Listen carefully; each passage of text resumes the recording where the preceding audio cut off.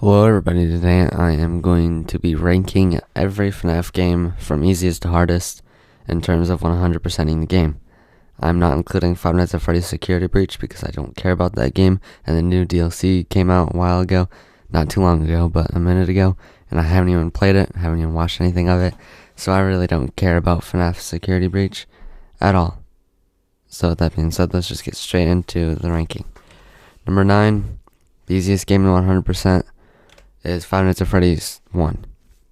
It's really easy. All you have to do is beat the first 6 nights and then 420. And 420 is a joke now. It used to be hard, but it's not anymore. It's really, really easy. There isn't really anything else to mention. It's just, all you have to do is really beat 420. And it's easy. Literally anybody can do it. Number 8. Five Nights at Freddy's 2. This one would normally be a lot higher on the list, but recently, I made a video on a strategy that Shooter25 came up with for Five Nights at Freddy's 2 1020, and his strategy made the game incredibly easy. And also, with 100%ing this, you have to do all of the custom night challenges. That's not hard, but it's a little bit annoying. You just have to do that to get all the plushies on your desk. But still, it's really easy to 100%. Number 7, Five Nights at Freddy's World. This one's a little bit harder than FNAF 2 because there's a lot in 100%ing this. You have to get all the secret endings. You have to beat all the mini games with different challenges to get all the characters, and then it takes a lot longer than FNAF 2. It's not necessarily hard, but it takes a lot more time, especially getting Spring Bonnie, the last character, in the main roster. Before Update 2, that character's a lot, really tricky to get, and sometimes it can take hours. But that's it. It's literally just time consuming. It's not really that hard, but it takes a lot of time to 100% this game. That's the only reason it's higher than FNAF 2. Number 6, Five Nights at Freddy's 3. For me, this game, I suck at it. I'm really, really bad at FNAF 3. But it's manageable. I can do it. To 100% this, all you have to do is beat Nightmare Aggressive. Well, everything before it, but the main goal is Nightmare Aggressive. And that's really not that hard. I'm just terrible at it.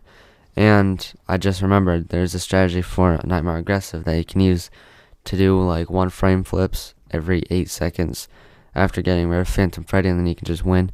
It's really easy, but still, for me, it's harder than FNAF World and FNAF 2 because I suck at the game. That's the only reason it's higher for me. It'd probably be way lower for everybody else, but for me, it's up here. Number 5, Five Nights at Freddy's Help Wanted. You might be wondering why this one's so high on 100%ing, but that's because it's 100%ing. You have to get all the prize counter items, which I've actually done twice because I used to have the PlayStation VR. I've 100% of the game there. And then I got an Oculus Quest 2, and I 100% of the game there, including getting all the prize counter items.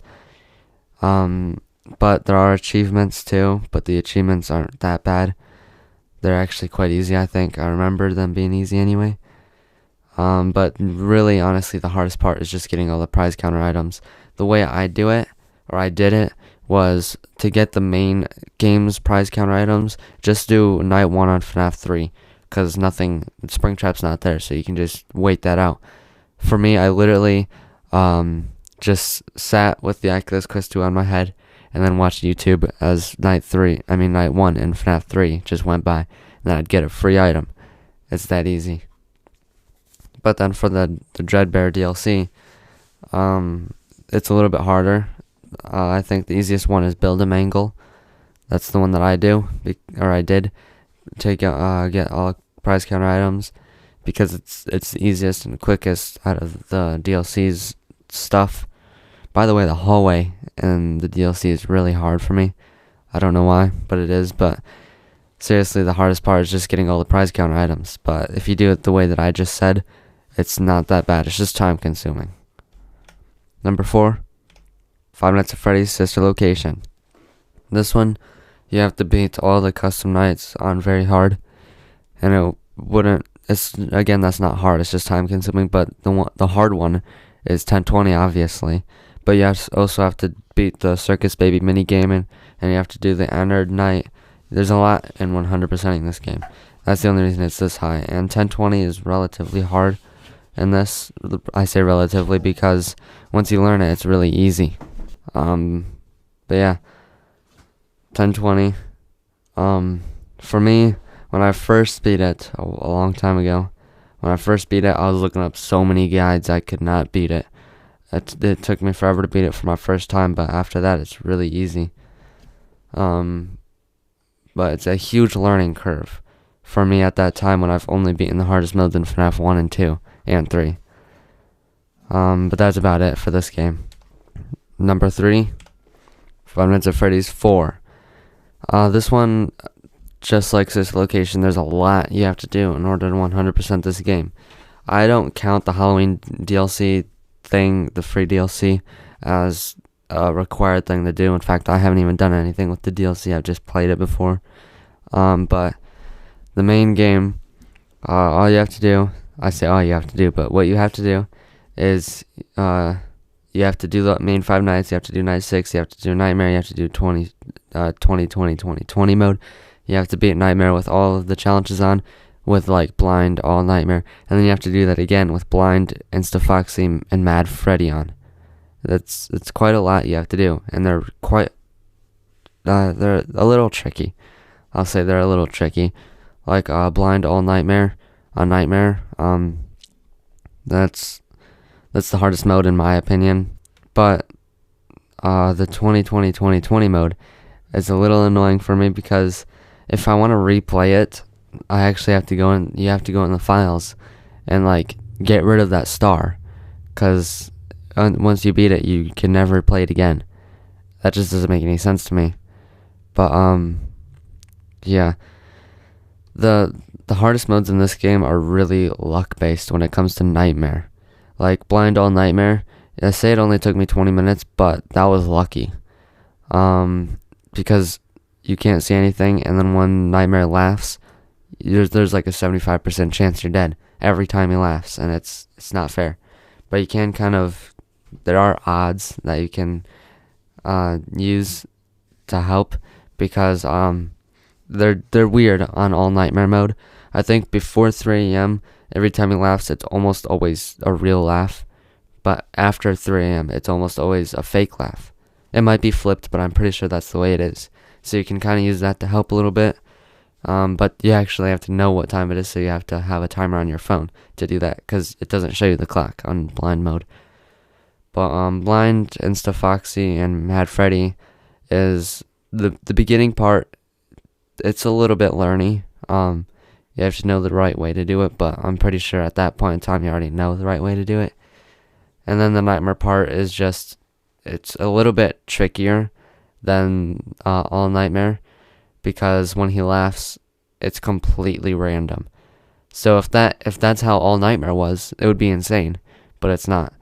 So those last 2 hours in Blind, Insta-Foxy, Mad Freddy are insane, because if he laughs, it's like a wild card.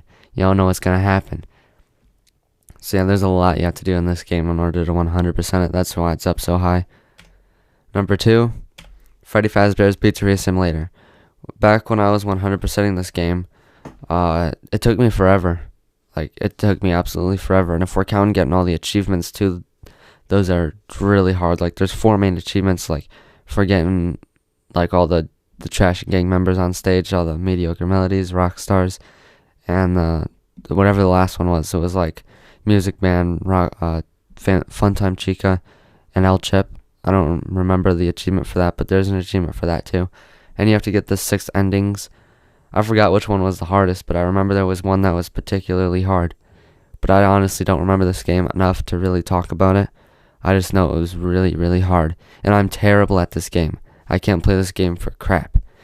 Yeah, I don't even know why I'm so bad at this game.